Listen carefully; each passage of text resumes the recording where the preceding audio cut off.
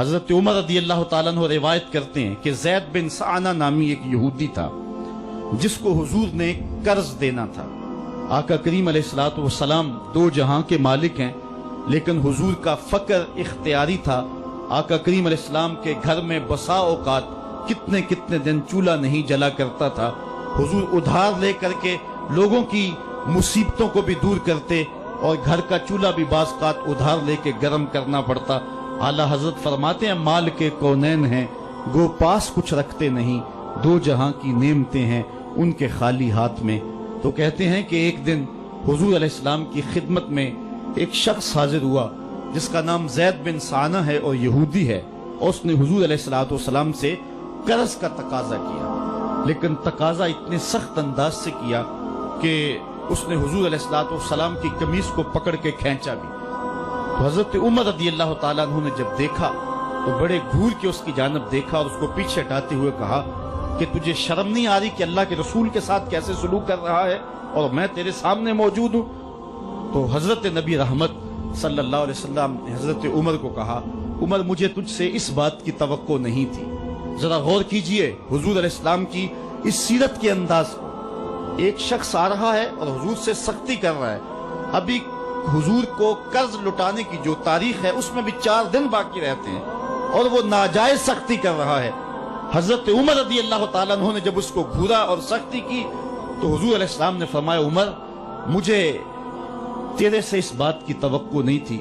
تمہارا کام تو یہ تھا کہ مجھے حسن ادا کی تلقین کرتے کہ اچھے انداز سے قرض واپس کرو، اور اس کو جو ہے وہ نرمی کی تلقین کرتے، اور پھر آقا کریم علیہ السلام نے فرمایا اس کا قرض ادا کر دو، اور اے عمر جو تم نے اس کو گھورا ہے اس کے بدلے میں 20 وسق زیادہ کھجوریں بھی تم اس کو دو گے۔ تو زید بن سعانہ نے جب حضور علیہ السلام کی اس سیرت اور اس کردار کو دیکھا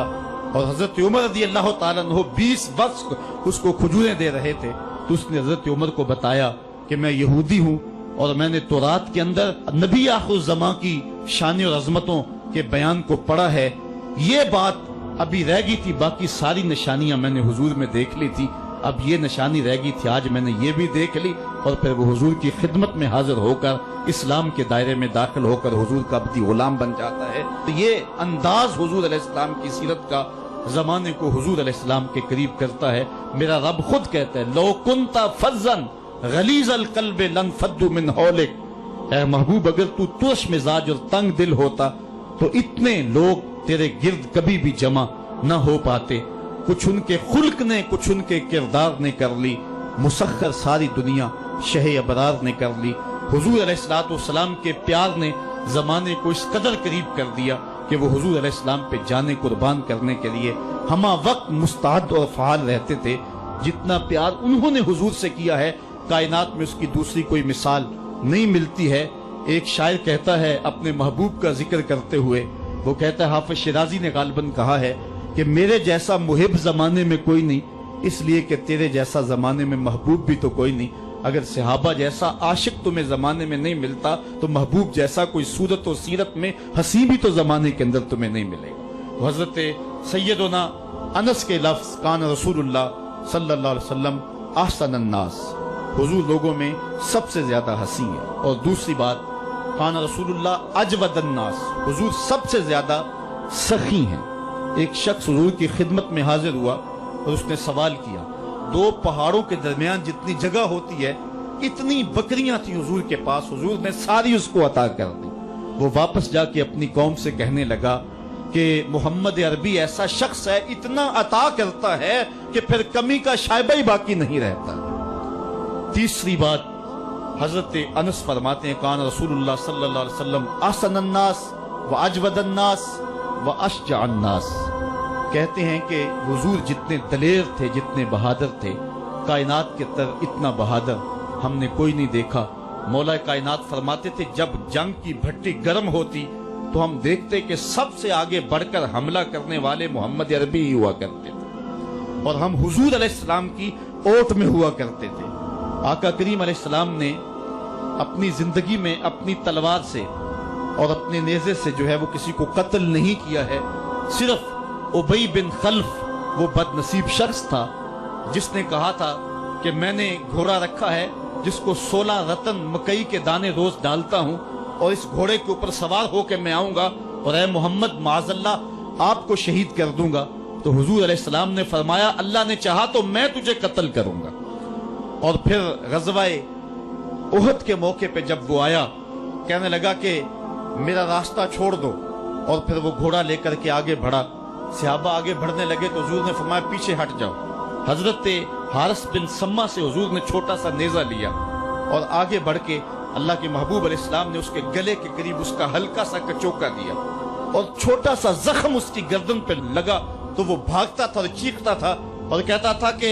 قاتلنی محمد، محمد نے مجھے قتل کر دیا ہے۔ لشکر والوں نے کہا ابی بن خلف عجیب بات ہے، ایک چھوٹا سا زخم ہے اور تو اتنا شور ڈال رہا ہے۔ اس نے کہا تم نہیں جانتے ہو کہ مجھے کتنی اس کی تکلیف ہو رہی ہے، اگر میری اس تکلیف کو پورے لشکر میں بانٹ دیا جائے تو سارا لشکر مر جائے، جو تکلیف مجھے محمد کی اس ضرب سے پہنچی ہے۔ اس نے کہا مجھے محمد نے کہا تھا کہ تجھے میں قتل کروں گا، اس نے تو پھر مجھے نیزہ مارا ہے، مجھے یقین ہے کہ اگر وہ میری جانب غصے سے تھوک بھی دیتا میں پھر بھی نہ بچ سکتا۔ تو یہ حضور علیہ الصلوۃ والسلام کی جو ہے وہ دلیری اور بہادری کے قصے ہیں کہ آقا کریم علیہ السلام کی ضرب کو کون برداشت کرے، ایک معمولی خراش برداشت نہ کر سکا اور نارے جہنم میں جہنم کا وہ کتا جا پہنچا۔ تو آقا کریم علیہ الصلوۃ والسلام کی سیرت کے اس عنوان کو حضرت انس نے کتنے خوبصورت انداز میں بیان کیا۔ کان رسول اللہ صلی اللہ علیہ وسلم احسن الناس و اجود الناس و اشجع الناس، لوگوں میں سب سے دلیر بھی حضور، سب سے سخی بھی حضور، اور سب سے صورت و سیرت میں حسین بھی حضور۔ حضرت نبی رحمت صلی اللہ علیہ وسلم غزوہ حنین کے موقع پہ آپ دیکھیں سفید خچر کے اوپر سوار ہیں اور ایک پہاڑی درے میں کافر گھات لگائے بیٹھے تھے۔ جب اچانک انہوں نے تیر اندازی کی تو لشکر اسلام میں بھگدڑ مچ گئی۔ اس وقت حضور تھے جو خچر کو آگے بڑھا رہے تھے، حضرت عباس رضی اللہ تعالیٰ عنہ رکاب تھامے تھے اور آقا کریم کہہ رہے تھے انا نبی لا کذب انا ابن عبد المطلب، میں نبی ہوں اس میں کوئی جھوٹ نہیں، میں عبد المطلب کا بیٹا ہوں۔ تو حضور علیہ السلام کا یہ انداز کہ جب میدان کے اندر بھگدڑ مچی ہے تو سب سے آگے بڑھ کر کے کفار پر حملہ کرنے والے سفید خچر کے اوپر مصطفیٰ ہیں۔ علماء نے حضور کی بہادری کے اس قصے کو بیان کرتے ہوئے فرمایا جنگوں میں خچر کا سفید ہونا، ایک تو خچر کا ہونا بہادری پہ دلیل ہے اس لیے کہ گھوڑے رکھے جاتے ہیں کہ بھاگنا آسان ہو، اور دوسرا مٹیالے رنگ کے جو ہیں وہ جانوروں کی سواری کی جاتی ہے، یہ فوج کی وردی کا رنگ مٹیالہ، اس کی حکمت بھی یہ ہے۔ لیکن آقا کریم علیہ الصلوۃ والسلام سفید خچر پہ جو ہے وہ سوار تھے۔ حضور اتنے شجاع تھے، اتنے بہادر تھے، میدان میں بھاگنے کے لیے نہیں آتے تھے بلکہ حضور کفر کے چھکے چھڑانے کے لیے میدان میں داخل ہوا کرتے تھے۔ آقا کریم علیہ الصلوۃ والسلام کی سیرت کا وہ کون سا پہلو ہے اور وہ کون سا رنگ ہے جس نے معاشرے کو روشنی اور معاشرے کو اجالا نہیں دیا؟ آج میرے اور آپ کے آقا و مولا کی یہ سیرت ہمیں حضور علیہ الصلوۃ والسلام کی محبت کا حقدار بنائے گی۔ حضور اس دنیا کے اوپر مکارم اخلاق کی تکمیل کے لیے جلوہ گر ہوئے اور قرآن آپ کے خلق کی گواہی ہے، اس لیے حضور کی سیرت کو اپنانے کا تقاضا یقیناً آج کی اس بابرکت محفل میں آج کا یہ اجتماع ہم سے کر رہا ہے۔ ہم اپنی زندگی کو اور طرز حیات کو حضور کی سیرت کے سانچے میں ڈھال کر کے زندگی کی ایک ایک سانس اور ایک ایک لمحہ حضور کے نام پہ گزار دیں گے۔ اور آقا کریم علیہ الصلوۃ والسلام نے جس انداز سے اپنا خوبصورت زمانہ اور حیات ظاہری کا وقت گزارا اور ہمارے لیے روشنی چھوڑی، وہ قیامت تک آنے والی نسلوں کے لیے ایک اجالا ہے۔ امت مسلمہ بھانج نہیں ہے کہ اس کو عبادات کا طریقہ کسی اور جگہ سے لینا پڑے اور حسن اخلاق کسی اور جگہ سے لینا پڑے،